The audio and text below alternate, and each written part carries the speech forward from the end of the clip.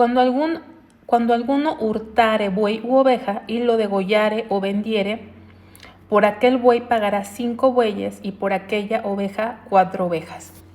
Aquí tenemos qué sucede o qué consecuencia enfrenta aquel que roba. Lamentablemente, en la mayoría de los países, más los países tercermundistas, los gobiernos no castigan la maldad, no castigan a los criminales, y esto causa mayor conflicto, mayor crimen, mayor pecado, porque hay mucha impunidad, ¿no? Aún en muchos países, cuando roban, los meten a la cárcel y nunca pagan. Al contrario, son mantenidos en la cárcel. ¿Y qué sucede? Pues salen al poco tiempo y vuelven a repetir sus delitos porque no les costó nada, hasta pareciera ser que los mantuvieron. Aquí, cuando alguien robaba, según la ley de Dios, no era metido a una cárcel, sino que tenía que restituir lo que robaba, pero a un 500%. Por ejemplo, aquí dice, si algún hurtare buey o oveja y lo degollara o vendiere, por aquel buey pagará 5 bueyes. O sea, tenía que pagar 500%. No nada más era regresar ese buey que había hurtado, sino 5, ¿no? 5 bueyes tenía que regresar. Entonces, ¿qué pasaba? No nada más la ley restituía al agraviado, pero también era una medida preventiva. ¿Por qué? Porque el ladrón, el criminal, la iba a pensar 2 veces, porque si lo hacía, fíjense todo lo que tenía que pagar. Y eso de alguna manera lo detenía a los criminales de cometer estos delitos. Y por la oveja, 4 ovejas. Entonces estamos viendo que la consecuencia económica, porque el ganado, los bueyes, las ovejas, es un equivalente a dinero, a economía. El costo económico de una oveja tenían que restituir 4, el buey 5. ¿Por qué? Porque el buey generalmente era algo más caro, más difícil de robar, que tuvo que tener mayor planeación, pero sobre todo el buey era una herramienta de trabajo. Entonces, si tú le robabas un buey a una persona, no nada más le quitabas algo de su propiedad, sino que le estabas afectando en su productividad para poder sobrevivir. Entonces era más penado que una oveja, que obviamente era un alimento, les daba lana, era comida, representaba eso, pero no en sí un instrumento, una herramienta para poder trabajar y sobrevivir, ¿no? Luego dice, si el ladrón fuere hallado forzando una casa y fuere herido y muriere, el que lo hirió no será culpado de su muerte. Pero si fuere de día, el autor de la muerte será reo de homicidio. El ladrón hará completa restitución. Si no tuviera con qué, será vendido por su hurto. Si fuere hallado con el hurto en la mano, vivo, sea buey o asno u oveja, pagará el doble. Entonces aquí vemos, si un ladrón lo agarran, como se dice, infraganti, asaltando una casa, y el dueño de la casa en defensa propia lo mata, esa persona, ese dueño de la casa, no va a ser culpado de ese asesinato. ¿Por qué? Porque fue en la noche, y en la noche no tienes visibilidad, no puedes discernir si entró a robar, que obviamente está mal, pero no sabes si entró a robar o entró a matar, ¿no? Porque los asesinos han existido. ¿Por qué? Porque nacimos en pecado. Entonces, como no sabes, porque es de noche, no sabes si entró a matarte o a robar, pues tú te defiendes, ¿no? Entras en defensa propia. Sin embargo, el versículo 3 dice, pero si fuere de día, o sea, tienes visibilidad y te das cuenta que la persona solamente está robando, o sea, no entró a matarte, sino por necesidad, que no es justificable, ¿verdad? Pero por lo que sea, únicamente entró a robar, entonces no lo puedes matar, porque estás viendo que no venía a matarte, venía a robar. Y entonces si tú lo matas, tú eres culpable de muerte y te van a matar. Ese es el castigo, te van a matar. ¿Qué está haciendo Dios? Está protegiendo la vida. Nosotros no nos podemos vengar ni ejercer justicia por nosotros en este tipo de casos o castigar a alguien excesivamente por lo que hizo. O sea, injustamente fue a robar y tú le quitas la vida, no está totalmente desproporcionado. Entonces Dios está regulando este tipo de cosas que ocurren. ¿Por qué ocurren?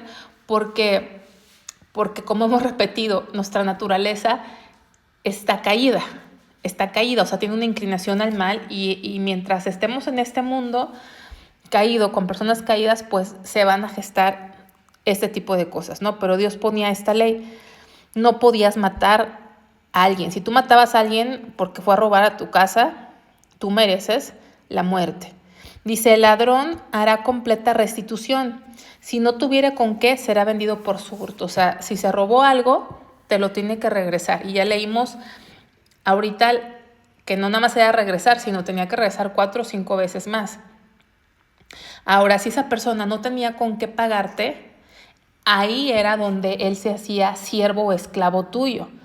No te podías robar a alguien. Ya vimos en el capítulo anterior que si tú te robabas a alguien para ser esclavo, tú merecías la muerte.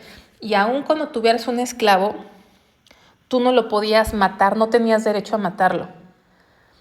Y vimos en el capítulo anterior, y si lo matabas y se demostraba que lo habías matado sin querer porque a lo mejor tuvo un mal comportamiento y lo castigaste, pero lo mataste sin querer, pues ya sufrías la pérdida, porque no tener un siervo era pérdida económica. ¿Por qué? Porque no te iba a pagar lo que te debía, si esa era la razón por la que era tu siervo. Pero si le tirabas un diente, le lastimabas un ojo, tenías que dejarlo ir, porque no tenías derecho a lastimar a ningún siervo. Entonces, aquí estamos viendo que ese siervo esclavo, esa es una de las razones por las que alguien se venía a ser esclavo, pero aún cuando era esclavo no podía ser esclavo más de 6 años. Al 7º año tenía que dejarse en libertad, hubiera pagado completamente o no la deuda, tenía que dejarse en libertad. Entonces, aquí dice, ¿no? Si fuera hallado con el hurto en mano, vivo, sea buey o asno, pagará el doble. Aquí está marcando en qué caso se pagaba el doble. Si fuese hallado con el hurto a la mano vivo, o sea, porque no lo habían hallado como aquí, ¿no? Degollado, o que ya lo haya vendido, o sea, que todavía pudieron recuperar el robo, no pagaba 4 o 5 veces, pero sí lo pagaba doble. Si alguno hiciere pastar en campo o viña y metiere su bestia en campo de otro, de lo mejor de su campo y de lo mejor de su viña pagará. O sea, no podías tú abusar y aprovecharte de la propiedad de los demás para tener un beneficio tuyo. Se me ocurre que hay mucha gente, al menos en México, que se cuelga de la electricidad del vecino sin su autorización,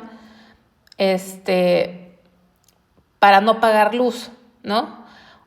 Te aprovechas de otra persona o de los bienes de otra persona para tú no gastar tus propias cosas. No sé cuántos ejemplos pudiese haber, quizá a ustedes que me oyen se les está viniendo a la mente, pero eso no es agradable a Dios. ¿Por qué? Porque estás abusando, de alguna forma estás robando, porque estás usando la propiedad de otros para un beneficio personal. Entonces, si alguien lo hacía, tenía que pagar de lo mejor de su viña. O sea, no puedes tú usar o beneficiarte de la propiedad de otra persona, de los recursos de otra persona para tener ventaja tuya sin avisarle y pagarle y hacer un contrato con ellos. O sea, no. Dice, cuando se prendiere fuego y al quemar espinos, quemare mieses amontonadas o en pie o campo, el que encendió el fuego pagará lo quemado aquí. Si alguien prendiere fuego para quemar espinos, o sea, cosas que no sirven, basura, cosas que ya no sirven, prenden fuego y sin querer, accidentalmente, por el aire, por cualquier cosa, ese fuego se dispersa y destruye mieses de otra persona. El que empezó ese fuego pagará lo quemado. ¿Cuántos incendios no hay por gente negligente? O sea, aquí nos está diciendo, pudo haber sido un accidente, pudo haber sido que no incendiaste y dañaste la propiedad premeditadamente, pero por tu negligencia, por no tomar las precauciones de seguridad suficientes, dañaste la propiedad ajena, aunque haya sido sin querer queriendo, como decimos, tienes que pagar. Y eso obviamente a nosotros, aunque no somos la nación de Israel, como hijos de Dios, nos está dando las pautas de justicia de un Dios santo. Y si nosotros, por alguna razón, por negligencia, rompemos algo, hay que pagarlo. O sea, si vas, por ejemplo, al local donde te reúnes como cristiano y rompes algo, lo correcto es pagarlo. Aunque tú digas, no, yo pertenezco, soy miembro, diezmo, ofrendo, realmente por tu bien hay que pagarlo. Y como ejemplo, también para tus hijos o para los jóvenes que vean que todo lo que hacemos trae una consecuencia y que hay que restituir. Si fuiste a la casa de alguien, de tu hermano, primo, papá o lo que sea, y rompes algo, aunque te digan, no te preocupes, no hay problema, que lo correcto como hijo de Dios es restituir. Siempre. Siempre, aunque te digan que no hay problema y aunque lo has hecho, siempre. O sea, esta es la norma de Dios. Es el estándar en los que nos decimos creyentes deberíamos de vivir. Cuando alguno diere a su prójimo plata o alhajas a guardar, y fuere hurtado de la casa de aquel hombre, si el ladrón fuere hallado, pagará el doble. Si el ladrón no fuere hallado, entonces el dueño de la casa será presentado a los jueces para que se vea si ha metido su mano en los bienes de su prójimo. Entonces, aquí nos está diciendo, si por alguna razón le das a guardar o te dan a guardar valores de tu prójimo y te lo roban y se encuentra el ladrón y se recupera lo robado, dice, como quiera, dice, si el ladrón fuera hallado, pagará el doble. Entonces, si se encontraba el ladrón tenía que pagar el doble, pero en el caso de que tú guardaras algo y luego dices, me lo robaron, no lo encuentro, y nunca encuentran al supuesto ladrón, entonces el dueño de la casa, o sea, el que guardó los bienes, va a ser llevado ante los jueces para que se investigue si hubo un abuso de confianza y qué hiciste, robaste a tu prójimo, ¿no? Pero deciste, no, pues me lo robaron, se perdió, no supe, no sé, y realmente no se encuentra evidencia, no se encuentra el ladrón, no te podías quitar ese problema tan fácilmente porque dices, no, quién sabe, no sé qué pasó. No, tenías que ir a los jueces y se tenía que exponer tu caso para determinar si tu versión era verdadera o le robaste a tu prójimo, ¿no? O la persona le robó a su prójimo, para no hablar directamente. Dice, en toda clase de fraude, sobre buey, sobre asno, sobre oveja, sobre vestido, sobre toda cosa perdida, cuando alguno dijere, esto es mío, la causa de ambos vendrá delante de los jueces y el que los jueces condenaren pagará el doble a su prójimo. Bueno, aquí estamos viendo algo interesante. Estos últimos versículos a partir de el 7 son leyes contra el fraude. Leyes contra el fraude. Hablamos de la restitución, pero esto es un fraude a partir del 7. ¿Por qué? Porque te dan a guardar algo y inventas la historia que te lo robaron, pero te quedas con él, ¿no? Ese es un fraude. Inventar alguna situación para quedarte con dinero o con algo que no es tuyo.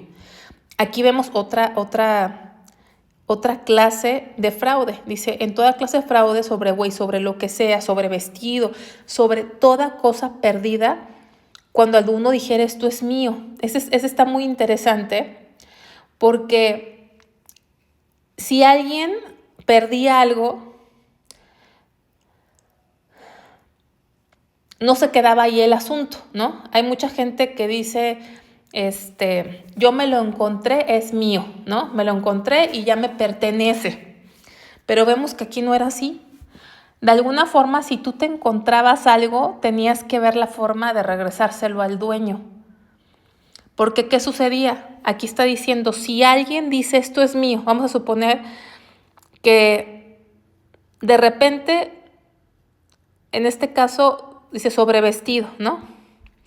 No encuentras un vestido, no lo encuentras, no supiste qué pasó, pasa una semana, no sé, pasan 3 semanas y ves a una persona que trae un vestido idéntico al que no encuentras, idéntico. Y ya buscaste ese vestido, preguntaste, investigaste, pero ves a otra persona que va cambiando con ese vestido idéntico. Esto sucedía en el pueblo de Dios. Y entonces esa persona dice, ese vestido es mío. Entonces no se quedaba así de que, no, pues yo me lo encontré, es mío y se acabó. No se podía quedar así. O sea, lo perdido no se quedaba perdido. Si alguien veía algo que pensaba que era suyo, tenía que ir ante los jueces y entonces se estudiaba ese caso. Dice, y el que los jueces condenaren pagará el doble. O sea, si los jueces determinaban que esa persona efectivamente se robó el vestido de la otra persona, tenía que pagar el doble. Repito, no nada más era regresarle el objeto, sino en este caso pagar el doble. Siempre había una restitución. Versículo 10. Si alguno hubiere dado a su prójimo asno o buey u oveja o cualquier otro animal a guardar, y éste muriere o fuere estropeado o fuere llevado sin verlo nadie, juramento de Jehová habrá entre ambos de que no metió su mano a los bienes de su prójimo, y su dueño lo aceptará y el otro no pagará. Aquí vamos a ver, si alguno hubiere dado a su prójimo, si alguien te da por X razón algo, una pertenencia, y resulta que te la echa a perder, la pierdes, se estropea, se muere el animal en este caso, pero nadie lo ve, o sea, no hay testigos, no hay ningún testigo de que el que estaba guardando ese bien, no hay ninguna evidencia ni testigo de que alguien lo vio matando al animal o destruyendo la propiedad que se le había encargado. No hay evidencia y no hay testigos. Entonces, en este tipo de casos donde no había evidencia, ¿qué tenía que suceder? Dice el 11, juramento de Jehová habrá entre ambos, porque el versículo anterior, el 10, dice, los últimos 2 renglones dice, fuere llevado sin verlo nadie. O sea, no hay forma de comprobar. ¿Qué tenía que pasar? Bueno, el dueño, el propietario que salió afectado, tenía que aceptar un juramento delante de Jehová, que la persona decía, delante de Dios, te digo delante de Dios, porque hablar delante de Dios es peligroso. O sea, meter a Dios es peligroso. Es decir, te digo delante de Dios que yo no sé, yo no lo maté, no sé qué pasó, lo encontré muerto, no tengo nada que ver en esto. Cuando no había evidencia, el propietario tenía que creerle. Entonces, este es un principio o fundamento de la idea que tenemos en la actualidad de la sociedad de que una persona es inocente hasta que se demuestre lo contrario. Una persona es inocente hasta que se demuestra lo contrario. Aquí aplicaba. Si no había evidencia ni testigo, entonces se le creía a la persona que no tenía nada que ver. Pero dice aquí, y en ese caso, pues no se le cobraba ni pagaba porque no había evidencia y él declaraba delante de Dios ser inocente, ¿no? No debe de ser al revés, como hay ciertas leyes que ahora, sobre todo con el movimiento Me Too de protección a las mujeres, pareciera que cuando una mujer culpa a un hombre o señala a un hombre de acoso, ahorita pareciera que no aplica este principio, porque aparentemente lo declaran culpable sin evidencia y no debe ser así. La persona debe ser inocente hasta que se demuestre lo contrario. Dice más, si le hubiera sido hurtado, resarcirá al dueño. Y si le hubiera sido arrebatado por fiera, le traerá testimonio y no pagará lo arrebatado. Entonces, si se comprueba que robó, tiene que restituir, como habíamos leído, la restitución 4 o 5 veces, el doble, lo que aplicara, ¿no? Si le hubiera sido arrebatado por fiera, le tiene que traer evidencia y entonces no paga, ¿no? Le demuestra que fue una situación circunstancial, pero tenía que haber pruebas. Dice, pero si alguno hubiera tomado prestada bestia de su prójimo y fuera estropeada o muerta, estando ausente su dueño, deberá pagarla. O sea, eso de tomar cosas prestadas, pues tiene sus consecuencias. Pero aquí era algo muy importante. Dice, si fuera estropeada, estando ausente su dueño, deberá pagarla, porque te la prestaron y el dueño no estaba presente y algo le pasó, tú tienes que pagarlo. O sea, si tú pediste un carro prestado y lo chocaste y no fue tu culpa, tienes que pagar el carro, el costo del coche o del daño de ese coche. Entonces no hay algo así como que préstame esto y se me descompuso. Qué fuerte es, pero es la realidad. Siempre que pedimos algo prestado y se nos descompone o se nos pierde, nos guste o no, lo correcto delante de Dios es recuperárselo al dueño. Dice aquí, deberá pagarla. Pero si el dueño estaba presente, no la pagará. O sea, ¿qué significa? Que si el dueño estaba presente, entonces se asume que el dueño estaba ahí presente y estaba atento, cuidando lo que es suyo. Y si pasó algo, pues él es el responsable, porque él estaba presente. Pero cuando el dueño no está presente y te da algo en préstamo porque se lo pediste y él confía en ti y a ti te pasa algo, aunque no sea tu culpa, tienes que pagarlo. Ahora, si era alquilada, recibirá el dueño el alquiler. O sea, es diferente a que te lo presten, a que pagues una renta. No, aquí dice, si pagabas renta, esto aplica obviamente, nosotros vivimos cada quien en un país diferente con diferentes leyes. Estamos hablando de las leyes del pueblo de Israel. Sin embargo, estas leyes nos deben de dar a nosotros guías para actuar bajo los estándares de Dios, porque a veces nos decimos cristianos y no sabemos la Biblia y cantamos con mucha pasión, pero cuando pasan estas cosas no queremos pagar las consecuencias de las cosas que nos suceden. Y ahí es una razón por la que mucha gente no quiere nada con los cristianos, porque nuestra forma de comportarnos, nuestra forma de actuar cuando se trata de dinero, deja muchísimo que desear. Entonces aquí estamos aprendiendo el estándar que Dios quiere. En el caso que fuera rentada, no le pagabas porque de alguna forma te la rentaron, el dueño iba a ganar algo y está asumiendo el riesgo. O sea, con el alquiler él se beneficia y en el alquiler él está cobrándote el costo de un posible accidente o pérdida. Entonces ahí no pagas más que la renta o el alquiler. Vamos a seguir en el versículo 16. Aquí vamos a ver leyes, a lo mejor sobre las relaciones amorosas, ¿no? Sobre la seducción o las leyes amorosas, que es importante. Hay leyes, hay reglas que Dios puso a su pueblo y que esas, aunque no las ejercemos hoy en día en nuestra sociedad, como hijos de Dios nos deben de dar una enseñanza de santidad.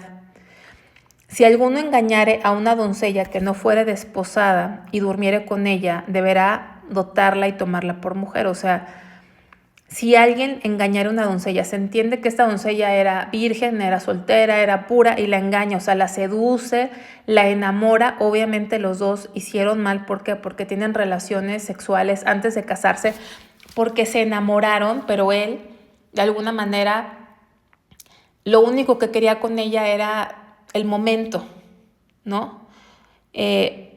no nada más era, no se quedaba ahí. Tuve ganas, te seduzco, te enamoro, te emociono, te uso y te dejo, ¿no? Como hay muchos cantos de reggaetón que hablan así de las mujeres, te uso y te dejo, como si fueras, desechable. No, tenía que dotarla, o sea, tenía que pagar un dote y tomarla como esposa. Ahora, si su padre no quisiera dársela, él le pesará plata conforme a la dote de vírgenes. O sea, si el padre de la doncella no quiere dársela porque el susodicho no le gusta o no es aceptable o ve algo que no le gusta para su hija, el padre podía decir, ¿sabes qué? No te vas a casar con ella, pero me tienes que pagar tanto, ¿no? O sea, de alguna manera había una consecuencia. ¿Y cuál era el propósito? El propósito era frenar la inmoralidad, frenar la fornicación. Como hoy en día la gente tiene relaciones sexuales con muchísimas personas sin ningún tipo de responsabilidad, y eso era lo que Dios estaba enseñándonos. O sea, el matrimonio sagrado y las relaciones íntimas deben ser dentro del matrimonio.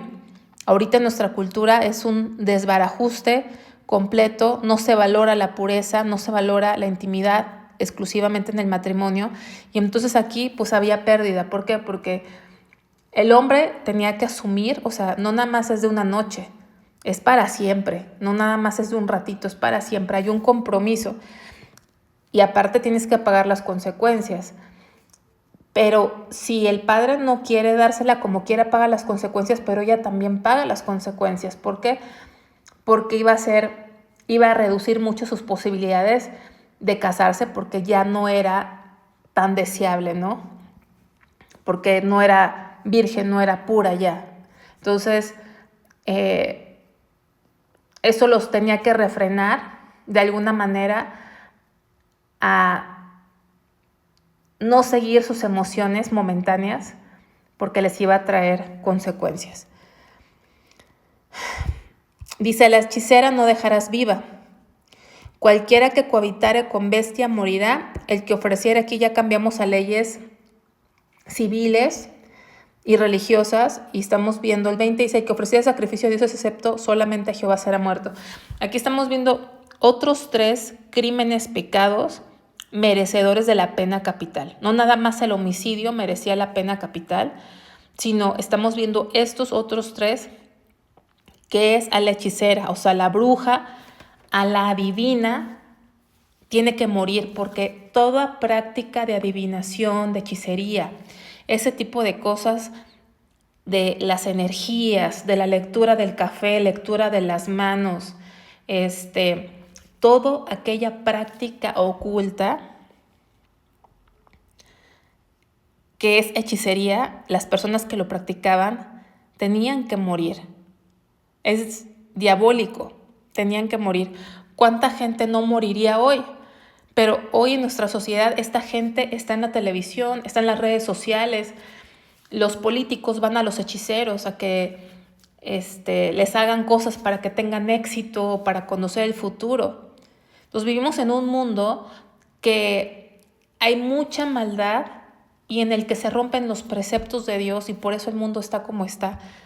Un hechicero debe de morir, ¿no? Entonces eso tenemos que ver, porque hay mucha gente que todavía practica el Halloween, que no es agradable a Dios, y visten a sus hijos de magos, de hechiceros, leen horóscopos, y esto es importante para que veamos el grado de maldad que es esto para Dios. Es merecedor de la pena capital. Cualquiera que cohabitare con bestia. Hoy en día es mi entendimiento que hay algunos países en Europa, y creo que también en América, no sé si en Canadá me parece, donde está permitido el bestialismo, es decir, que la gente practique inmoralidad o contacto sexual con animales. Ya no sabes quiénes son más animales, si los animales o el hombre, porque el hombre sin Dios se comporta a veces peor que un animal, porque el animal no es moral, el hombre sí, y rompe toda moralidad. Y hay gente que todavía lo platica como una aventura, como un chiste, cosas que hicieron con animales. Esas personas que tienen ese tipo de comportamientos delante de Dios son merecedores de la muerte. De la misma manera, el que ofrece sacrificio a otros dioses. Hay mucha gente que dice, sí, creo en Dios, pero tengo a Perenganito, a Sutanito, a no sé qué, o naciones politeístas delante de Dios, que es un Dios celoso. Cualquier persona que aparte de Dios tiene otros dioses, llámese como se llame, ídolos o a quien le oran, con cualquier justificación, explicación, para Dios no es válido, porque Él es celoso y merece la muerte. Dice, y al extranjero, y eso también aplica a otras cosas, porque a lo mejor dices, no, ya no tengo dioses, no tengo ídolos, no tengo muñecos, pero si tienes otros dioses aparte de Dios, Dios no comparte su lugar con nadie. Acuérdense que Dios nos llamó a una relación de pacto. Estas son el libro del pacto. Y el pacto habla de ese matrimonio, de esa relación exclusiva a la que Dios nos llamó. Entonces, cuando tenemos otros dioses, sea esposo, esposa, hijos, trabajo, equipo de fútbol favorito, en el que le invertimos más tiempo, más pasión, más dinero, o casi igual que a Dios, deberíamos de tener cuidado porque no es agradable a Dios, ¿no? No se aplica esta ley de que nos van a matar, pero sí nos da una pauta de qué tan grave es la situación en la que estamos delante de Dios. Dice, y al extranjero no engañarás ni angustiarás, porque extranjeros fuisteis con vosotros en la tierra de Egipto. A ninguna viuda ni huérfano afligiréis. Entonces, aquí estamos viendo que Dios se preocupa por la gente que es débil o son vulnerables. No podemos, y a Dios no le agrada que nos aprovechemos del extranjero, que no habla el idioma, que no conoce. ¿Cuánta gente le roba a los extranjeros porque no conocen las leyes, no conocen la ciudad? Sí, a las ancianas o a los ancianos que ya no saben de tecnología, que no entienden las cosas de los bancos, se aprovechan de ellos. O sea, es bien delicado meterse a estas cosas, a lastimar a personas vulnerables, porque no es agradable a Dios. Vamos a ver un versículo referente a esto en Santiago 1:27.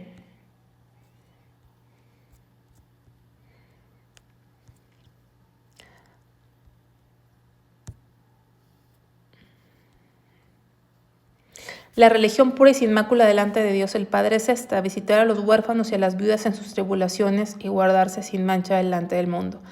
Es lo que estamos viendo, guardarse sin mancha. Ser santo quiere decir apartado. Ser santo quiere decir apartado para Dios. O sea, estoy en otro nivel completamente aparte. Mi forma de vivir, mi forma de desenvolverme, mi forma de resolver las situaciones de la vida tiene que ser con una ética a este nivel que Dios me está poniendo. Y dice que la verdadera religión sin mancha es visitar a los huérfanos y a las viudas. O sea, nos habla no solamente de no abusar de ellos, nos habla no solamente de no maltratarlos, sino de procurarlos. A veces nuestro núcleo es con gente de nuestra edad, los que nos caen bien, con los que queremos quedar bien, pero a las viudas y a los huérfanos a veces no les damos el tiempo, el cariño, no los procuramos como debería ser.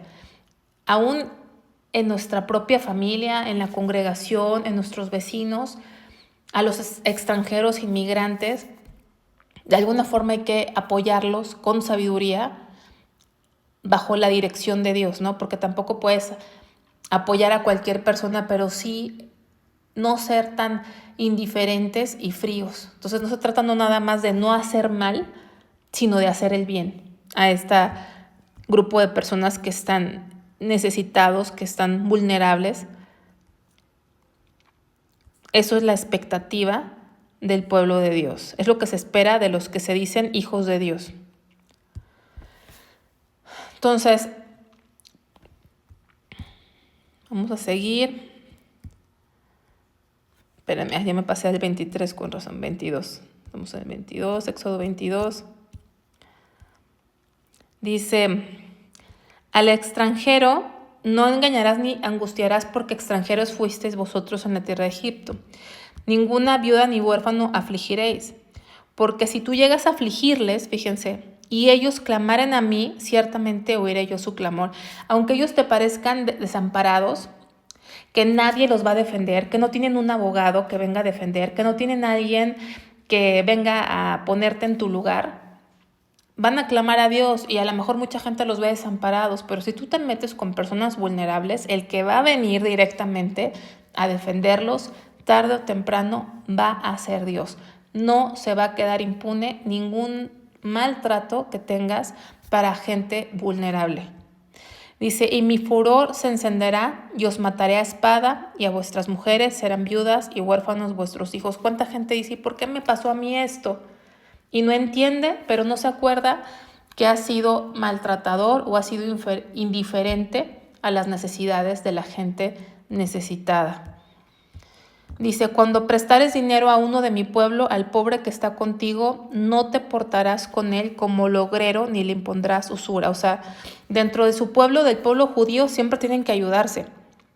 Porque había gente pobre y al pobre no le ibas a prestar con interés excesivo, con interés porque es pobre. Es lo que está diciendo, no vas a hacer usura con un pobre porque tiene una necesidad. O sea, no vas a aprovecharte de su situación para ganar dinero. Dice, si tomares en prenda el vestido de tu prójimo, a la puesta del sol se lo devolverás. ¿Sí? Entonces estás hablando de que alguien deja algo en prenda. Cuando dejas algo en prenda es como en garantía. Necesito dinero, no tengo, y te dejan el vestido. Alguien que te deja el vestido te está de antemano, te está dando a entender que es alguien tan pobre que no puede dejarte un bien superfluo, ¿no? O sea, no te puede dejar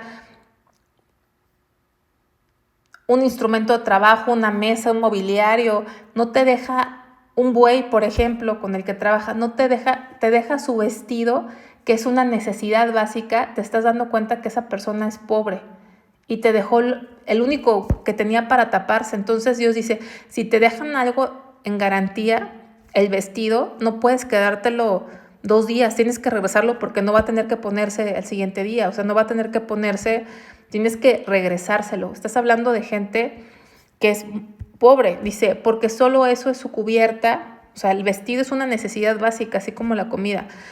Es su vestido para cubrir su cuerpo. ¿En qué dormirá? Y cuando él clamare a mí, yo le oiré porque soy misericordioso. O sea, tú abusas, si no eres generoso, bondadoso y misericordioso con la gente pobre, eso lo va a ver directamente Dios contigo, ¿no? Algo que podemos acordarnos es Jesús. Si vamos a Lucas 2:24, si alguien entiende y vivió como pobre fue Jesús. Jesús es Dios. Dios se hizo hombre y vino a esta tierra y no vino con lujos. No vino con lujos, porque fíjense aquí en Lucas 2:24 dice, y para ofrecer conforme a lo que se dice en la ley del Señor, un par de tórtolas y palominos. Aquí estamos hablando del niño Jesús, y cuando se cumplieron los 8 días para circuncidar al niño, le pusieron por nombre Jesús. Aquí estaban cumpliendo la ley. De hecho, dice, como está escrito en la ley del Señor, todo varón que abriere la matriz será llamado santo al Señor. O sea, está cumpliendo la ley de los primogénitos, donde no se sacrifican los primogénitos, porque a Dios no le gustan los sacrificios humanos, pero se redimía, se traía una ofrenda por el primogénito, ¿no? Y aquí cuando cumplieron la ley con el nacimiento de Jesús, que era el primogénito de José y María, y trajeron la ofrenda, dice que trajeron un par de tórtolas o 2 palominos. Las tórtolas y palominos era la ofrenda para los pobres del pueblo. Para los que tenían mayor capacidad había otros animales que se sacrificaban, pero cuando eran pobres era palominos y tórtolas. O sea, José y María caían en esa clasificación. El Señor Jesús nació en un lugar pobre, en una familia pobre. Fíjense hasta qué grado se humilló el Señor.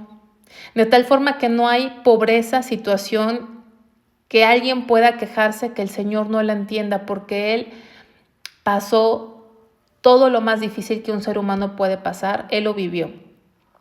Y de esa forma podemos entender que Él ama y es muy empático con aquellos que son pobres. Así que debemos de tener mucho cuidado cómo tratamos a las personas pobres y acordarnos que nuestro Señor Jesús fue pobre aquí en la tierra, pero enriqueció a muchos.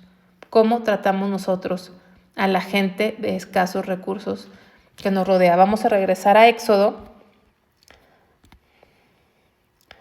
22.